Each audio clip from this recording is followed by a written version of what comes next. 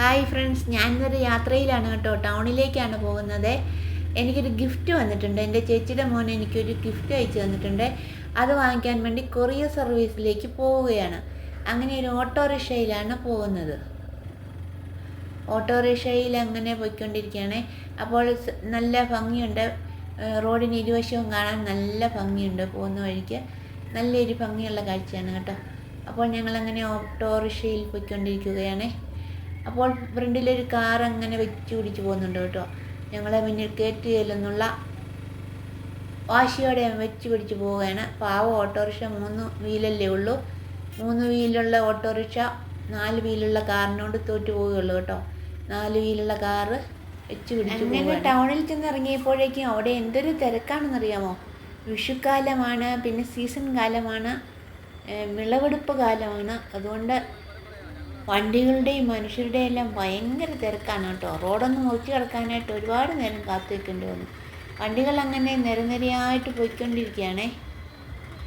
ഭയങ്കരമായ തിരക്ക് ടൗണിൽ. ആൾക്കാരും ചുറ്റിനും കടകളാണേ. ഇത് സെൻട്രൽ ജംഗ്ഷനാണ് കേട്ടോ. കുരിശു പോലെയാണേ. അങ്ങോട്ടും ഇങ്ങോട്ടും എല്ലാം റോഡാണ്. ഇത് ടൗണിൻ്റെ ഒരു ചെറിയ ഭാഗമാണ് കേട്ടോ. ഇനി അങ്ങ് കിടക്കുന്നേ ഉള്ളൂ കാണാനായിട്ട്. കണ്ടോ, ഇവിടെ നോക്കി കാണാം അങ്ങ് ദൂരെ വരെ. നാനാ ഭാഗത്തോട്ടും കിടക്കുവാണേ. ഭയങ്കര തിരക്കായിരുന്നു. ഞാൻ ആ തിരക്കിൽ കൂടി വണ്ടിയൊന്നും തട്ടാതെ മുട്ടാതെ ഒരു തരത്തിൽ നടന്നു പോവുകയാണേ. നമ്മുടെ കൊറിയർ സർവീസ് കണ്ടുപിടിക്കണമല്ലോ. ഇത് ചന്തയാണ് കേട്ടോ. അപ്പുറത്ത് ചന്തയാണേ. ആദ്യത്തെ ചന്തയാണത്. താഴെ രണ്ടാമത്തെ ചന്തയുണ്ട്.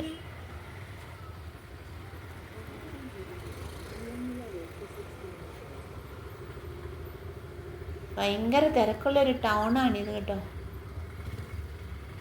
എന്തേരം കടകളും എന്തേരം ആൾക്കാരും എല്ലാം ഉണ്ട്.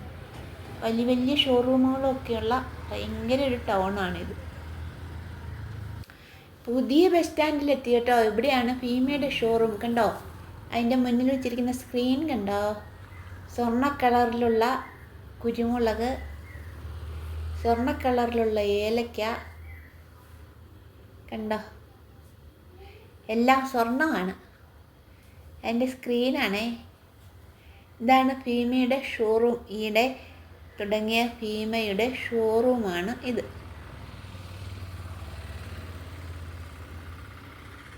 ഇവിടെ ഒരു കൊറിയർ സർവീസ് ഇല്ലേ,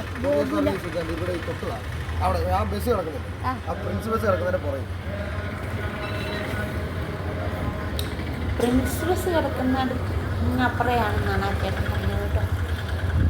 അവിടെ ഒരു പ്രിൻസ് എന്ന് പറയുന്നൊരു ബസ് കിടപ്പുണ്ട്.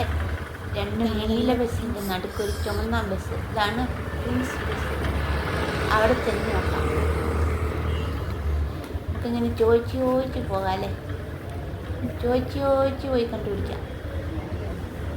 ബസ്സിൻ്റെ ഇടയ്ക്കൂടെ കയറി നോക്കാം. ഇടയ്ക്കൂടെ കയറി അപ്പുറത്ത് കിടക്കും. ബസ്സിൽ പോകുന്ന ഓടുന്ന ബസ്സല്ലെന്ന് തോന്നുന്നു. അവിടെ ഒന്നും കാണാനില്ലല്ലോ. എവിടെയാണാവോ.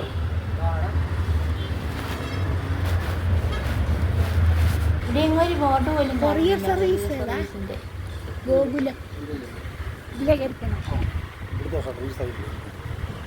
ഇവിടെയായിരുന്നു സംഭവം.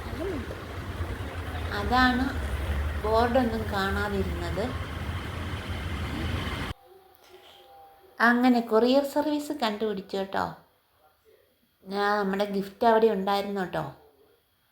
അപ്പോൾ അങ്ങനെ ഗിഫ്റ്റ് കിട്ടി. നമ്മളത് കൈപ്പറ്റി എന്നുള്ളതിന് തെളിവായിട്ട് അവിടെ ഒപ്പിട്ട് കൊടുക്കണം. അങ്ങനെ ഞാൻ ഒപ്പിട്ട് കൊടുത്തു കേട്ടോ. അങ്ങനെ ഗിഫ്റ്റ് സാരി കിട്ടി കേട്ടോ. താങ്ക് യുടാ മോനു. അവനെൻ്റെ വീഡിയോ എല്ലാം കാണുന്നതാണ് കേട്ടോ.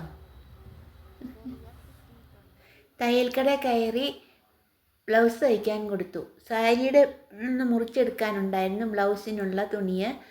അങ്ങനെ സാരിയിൽ നിന്നും ബ്ലൗസിനുള്ള തുണി മുറിച്ചെടുത്തു. സാരിയുടെ അരി കടിച്ചു പോന്നു. ഇതാണ് സാരി കേട്ടോ. നല്ല സാരിയാണ്, എനിക്കിഷ്ടപ്പെട്ടു. നല്ല കളറാണേ. ഞാൻ എന്നും തയ്ക്കാൻ കൊടുക്കുന്ന കടയാണിത് കേട്ടോ. അവിടെ നല്ലൊരു കൊച്ചായിരിക്കുന്നു, നന്നായിട്ട് തയ്ച്ച് തരുവേ.